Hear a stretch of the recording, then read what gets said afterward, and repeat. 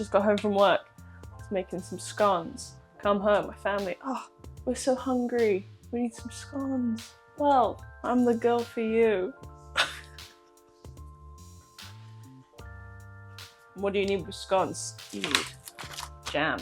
Strawberry and rhubarb jam, to be precise. Strawberries, they are from Sainsbury's, but we are going to get some rhubarb from the garden. Wiggle, wiggle, pull. We made it. Now there's a lot of pressure on this. Oh, that's good. That's a nice one. So you go down and then you wiggle, wiggle, wiggle. Hey, and then leave for the rabbit. Just a small bit of jam. I did that one wrong. And one more. Yeah, that's enough. Let's go. We have our rhubarb, a little bit muddy, so let's give it a wash. We're gonna weigh the strawberries and then match that weight with the rhubarb. Oh, 222 grams of strawberries. Match that with the rhubarb. I want to use the pretty pink bit, so I'm gonna focus on this end. For the colour. We'll just use all of this. Maybe I'm a psychic though, maybe I just got to bang on. It's a moment of truth. No, it's 160 grams of rhubarb, but you know what? That's fine. Semantics, doesn't matter. See, I don't like things to be too sweet, so my jams usually have 50% or less sugar. Because there is rhubarb in this, half and half sort of situation, because it's going to be too sour otherwise. So let me do this maths. Oh! 192. It's so smart. You know what? I'm only gonna do 150. Call me crazy. And okay, you can't judge me for this. I don't have any lemons. This was a spur of the moment jam event. Make do with what you got. I'm gonna put in the equivalent, like a quarter lemon. It helps the pectin in the fruit. At least that's what I think. Snatch. Now cook it until it looks like jam. Don't look at our dirty hob. Okay, and bing, mid heat, also known as 6. Try not to let it burn. That's all my advice. Much like a child, you want it to develop on its own, but you've got to be there to help. Moving on. Scones, what we're all here for. Let me get a bowl. I've got the recipe on my phone. So we'll start with weighing our dry ingredients. So we're going to use self-raising flour. It's in a bag. There's a hole right in the middle of it. I don't know why. It hasn't even been opened. You're going to need 750 grams. I'm just going to tear the hole even more. And we're just going to work with it like that. Oh shit. The scale's not even on right. It's giving me like trauma flashbacks to having a flour baby. What do we do with the flour? Hold it. Can it fit in my hand? I have big hands.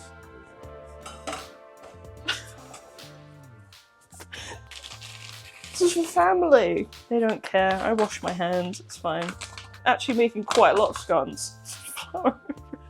Always sieve your flour, because even though we don't live in the 1950s, you never know, there might be weevils in there, and it aerates it. You kind of do it so you can say you did it. Perfect. Okay, this is why this is my favourite tool, because look. It's like nothing ever happened. Okay, next. Shit, I need more sugar. The jam. Stir the jam. Shugs. And then 100 grams of sugar. I give everything a sieve because I don't want a clump of nothing in there. You want like a fine sugar, like a caster sugar. Boom. In. Stir. Turn it down from 6 to 5. Baking powder. I'm gonna do 15 grams, and that sounds like a lot. Because it is a lot, but you need it. Go in. Next, salt.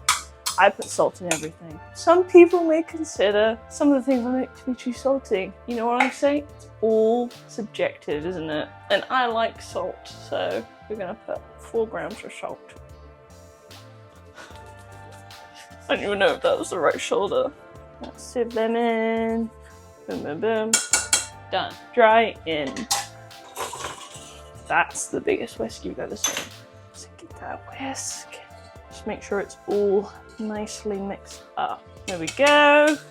Beautiful. The jam's fine. Going all nicely. It's jamming it up. Just want the fruit to start to break down. What I would do if this wasn't panic jam, I would macerate the rhubarb and the strawberries overnight, and then you get more of that pretty colour coming through. You don't have to believe anything I say though.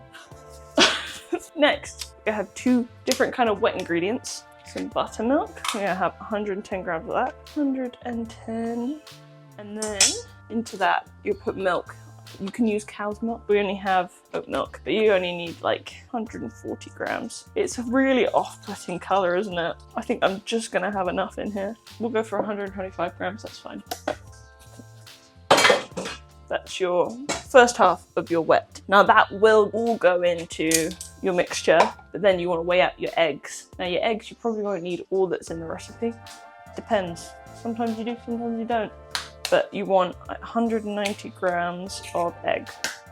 That's about 4 eggs. And we're looking at 198. So we probably won't need all of this, but it's fine. We can use some of it to egg wash the top. This is the best whisk, liquid whisk. Both of these zhuzh, just so it's homogeneous. Beautiful, lovely off-white color. And then your eggs.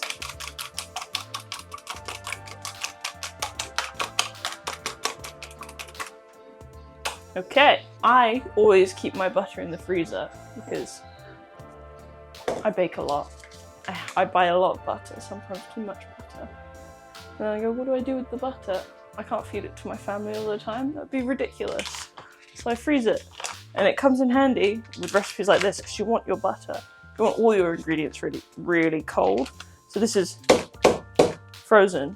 I've taken it out of the freezer like 5 minutes ago. And you just want to grate it because it means that when you're rubbing it in, it's gonna make your life a lot easier. I only need 190 grams of butter. We know this is 250 grams. We're gonna grate most of it in and see where we're at. Now this is a big brain move I just thought of. Rather than weighing all this, I'm just gonna weigh this. So I know that all was 250. 77, got 17 grams to go. And then we're ready. 60, boom, we're gonna do a little bit extra. Just for luck. Okay. I like to do my scones by hand because it means that you can control the crumb. What do I mean by that? Not really sure. What I mean is I can make sure that I don't overwork the dough. If you're doing it in a machine, it's quite easy to just let it go a bit too far. That's when your scones come out dense and a bit shit. And also, I treat my scone dough a little bit like biscuits to those Americans out there. I like to leave some little butter chunks when baking, pushes apart the dough and creates these like flaky little layers. So now get your fingers in. I understand I have a ring. That upsets you. You're not eating them. So now let's rub in our butter.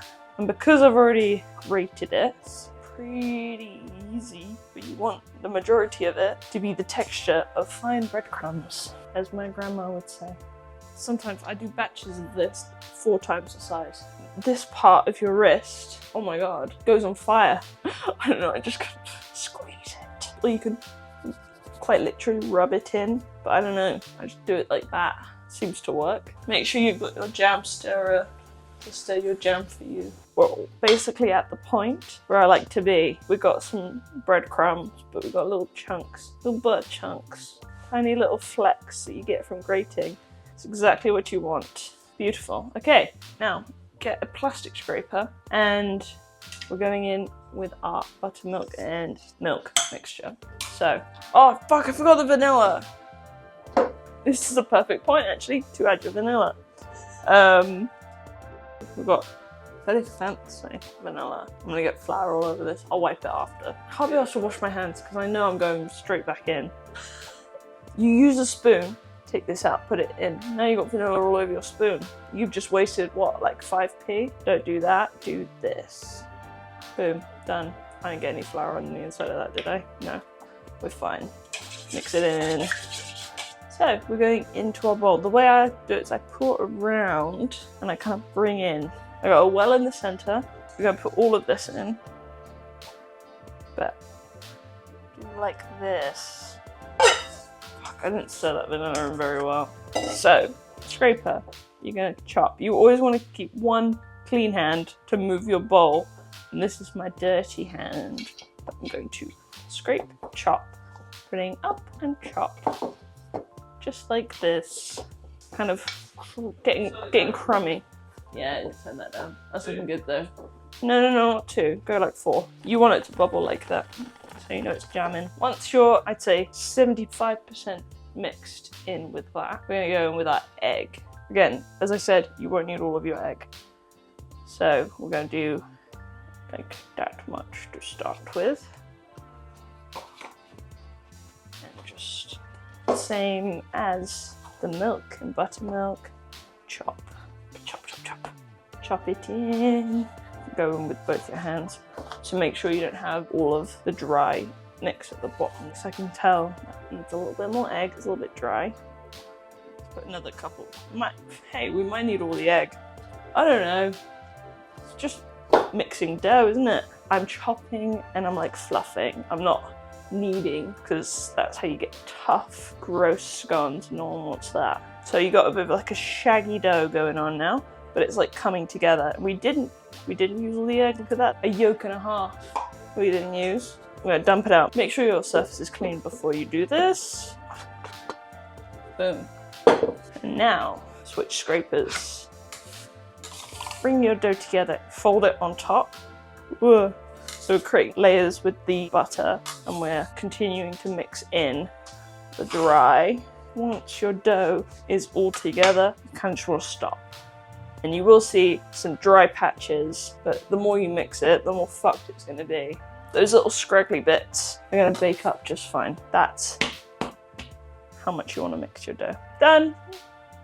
Don't touch it anymore. That's what it's supposed to look like. I hope. That's what I do. What I would do, preferably, is I make my scones the night before and I chill them overnight, but we are making these scones in a pinch, so let's put them in parchment and we're gonna put them in the freezer for like 10-15 minutes just to get the dough really nice and cold again, which makes it easier to portion. Jam's almost done. Like, you know, because the bubbles start to get like a bit lazy. They're like, ooh. Got our dough wrapped in some baking parchment. It's gonna have a little rest in the freezer. I would do the fridge, but we're doing it quickly. Perfect spot for it. Jam done. Look at this. It's thickened nicely. And I mean, we're gonna eat all this jam today. That is a nice consistency. That's kind of what we're looking for. A nice viscosity. That's the word I'm looking for. It's gonna be shit hot, so don't stick it straight in your mouth.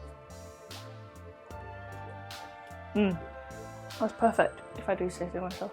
It's not too sweet. You can taste the strawberry and the rhubarb, and it's still retained a really pretty colour, I think. It's fine. Yeah. Set your oven, 150, 160. I'm gonna be honest, I've never baked these scones in this oven. It's shit. So if it goes wrong, it's the oven's fault, it's not mine. Also, you can't actually tell the temperature, so I have to use my gun to figure it out. So we're just hoping for 150, 160. Okay, so dough's been chilling, it's been resting, it's nice and cold. Now, I want to take a rolling pin. The way I portion my scones, this is so it's like less wasted, just not like pressing it back together. You could cut them into rounds if you wanted to, but the way I do it is quick and easy. What you want to do is you want to roll them into a square. See our little chunks of butter in there. Create some corners. Roll it to, I would say, the thickness of, would you say that's the thickness of an average dough? Once you've got your dough, the thickness of a bottle of ketchup, you want to trim so it looks slightly neat. You want a nice sharp pastry knife. You just want to trim the excess off, and what you can do is you can fold it onto itself, because that will be turning into a scone itself. You get a little free scone. So I cut it 4 by 4, so you get 16 scones out of this. Will we eat them all? Yeah. Cut them as neat as you can. It's a little on the piss. I'm about to show you another little trick. Tricksy tricks. So you cut them, you're like, oh, they look a bit shit and they're all mashed up. Well, my friend, flip it. And then you get all the clean cuts on the top. So smart. See? I've got that clean cuts on the top. This is the egg from earlier. I've just added a pinch of salt and a pinch of sugar to it, and to create a little egg wash. So you just want to brush that onto the top. You don't want to get any egg on the sides because that will stop your scones from rising in the way that we want them to. These are rustic, okay? You can make the fancy like cream tea scones if you want to. These are for family. You come to my house, you come to the pony, you're eating food with love. That's what I say. I like to give it two washes. We'll give it just another little, so you get that nice golden top. You want enough that you can get good stickage for our next step for a crunchy surprise, which is some Demerara sugar, some cane sugar, if you will. I am going to put my grubby little hands in this, so, and then we're just going to sprinkle. I do quite a lot, I'll be honest, but that's how you get a nice crunchy top, and it's just the best part. That's about enough. When the sugar starts like piling on top of each other, that's when you stop. It's a feeling. It's when your ancestors tell you to stop. You go, oh, that's enough, fatty. Now it's time to bake. Let's just cut that little guy in half. So, baking trays. Bing, bing. Line them with some greaseproof. Just like this. And then, see, they pull apart so nicely. You've got that nice cut on the top. And when you're making 100 scones, this is how you're going to want to do it. Trust me. I alternate the way I'm putting them on. So 2, 2, and then you put your next 2 there. Just so when they do rise, sometimes they go a bit ooh, ooh, so they can bump into each other. You don't want to put them too close together. And then these funky little guys, they get their own tray. I'm not going to cut more paper. We'll just do that. Bing. Let's assess this piece of shit. Okay, we're looking at 170. Not what I wanted. I'm hoping I'll turn it down a little bit, and by the time I open it and get them in, I'm sure it'll be fine. We're going with that. If I'm wrong, so be it. On my head be it. But they're scones, okay? They're not macarons. You're gonna be fine. And we wait and we pray. I'm gonna check them in 10 minutes, in which I might turn the oven up, turn it down. We'll see. We will see. I want a little more golden. Our oven's not very good. Look at that guy, then look at that guy, anemic. That's me. That's someone who has enough iron. These little guys are ready. You see what I mean? They look like, okay, I look a bit shit because they smell incredible. They smell buttery. And you can see, okay, I did do something wrong here because I stacked them like that and then I put it like that rather than up. But you can see the flaky layers in there. They're almost done. I just want a little bit more golden. Like 1 more minute. I don't even know how long they've been in the oven. I'll be perfectly honest with you. I forgot to set an alarm. I'm going off of pure chefy instincts. Got the baby. She wants a scone. I want a scone. I may be blind, but I can smell that. She's licking her lips. Oh yeah, smells good, huh? Wash my hands. Hey, golden, beautiful. Some of them have tipped over to the side, and I will say that is because we didn't chill them for long enough. You see, they're like American biscuits. So you got the flaky layers from folding that dough onto the tray. There you go. Bing, bing. I think best way to have scones is fresh out of the oven. So we got our jam, which we just made. This is the best buttercream, if you know, you know. That delicious topping. Okay, let's make one. Bing. This is where the discourse starts. I'm well aware of the controversy that surrounds scones. I'm not saying that this is the right way, but I'm not saying it's not. We want to tear it open. Oh, look at that. Perfect crumb, light, airy, fluffy, not dense. You see what I'm reaching for first? I like it cold from the fridge onto the warm scone. It's cream first all the way. I'm sorry, but you're all just wrong. This is the butter. You butter your toast. Oh fuck. See how flaky this is?